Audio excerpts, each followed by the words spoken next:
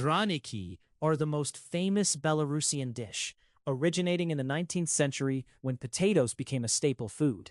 The name comes from the word meaning to grate. Ingredients: potatoes, onion, salt, sometimes egg and flour, fried in oil. Fun fact: once considered peasant food, today draniki are served even in fine dining restaurants, sometimes with caviar or salmon. Potato babka originated as a way to use leftovers, a practical rural dish. Ingredients: grated potatoes, pork fat or meat, onion, sometimes mushrooms, baked in the oven. Fun fact: traditionally, babka was cooked in the oven after baking bread, using the remaining heat. Kletsky came to Belarus under Eastern European influence and became very popular. Ingredients: potatoes or flour, eggs, sometimes filled with meat or mushrooms. In some regions, dumplings contain a surprise, like a coin, symbolizing luck. Borscht is one of the most famous dishes of Eastern Europe. Although it is most often associated with Ukraine, it also has its own version and long history in Belarus. The earliest forms date back to the Middle Ages, when soups were made from wild hogweed, later replaced by beetroot. Fun fact: there are dozens of varieties of borscht. Sirniki became popular due to the availability of cottage cheese in rural areas. Ingredients: cottage cheese, eggs, flour, sugar. Fun fact: despite the name, they contain no cheese. Sir historically meant cottage cheese.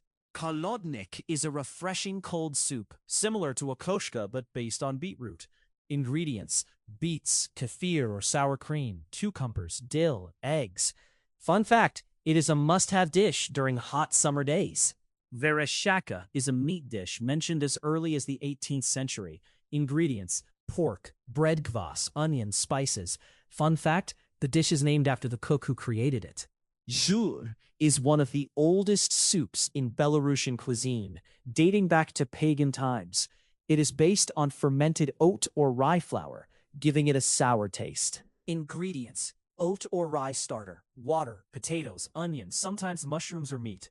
Fun fact: zhur was considered a healing soup and was given to people recovering from illness. When potatoes first appeared in Belarus in the 18th century, people were afraid to eat them, thinking they were poisonous. Later, potatoes, of course, became a lifesaver during crop failures. They helped people survive famine, and eventually over 300 potato-based dishes were created. Belarusians are still jokingly called bulbashi from the word bulba, potato. Holiday meals were very different, richer, fattier, and more meat-based. For weddings and feasts, people prepared roasted meat, machanka, and sausages. Food was a way to show wealth and respect for guests. In Belarus, soups were eaten daily because they were economical. A small amount of meat or none with water and grains could feed a whole family. The thickness of soup often showed wealth. Thicker meant richer. Bread was considered almost sacred. If a piece fell on the floor, it was picked up and kissed.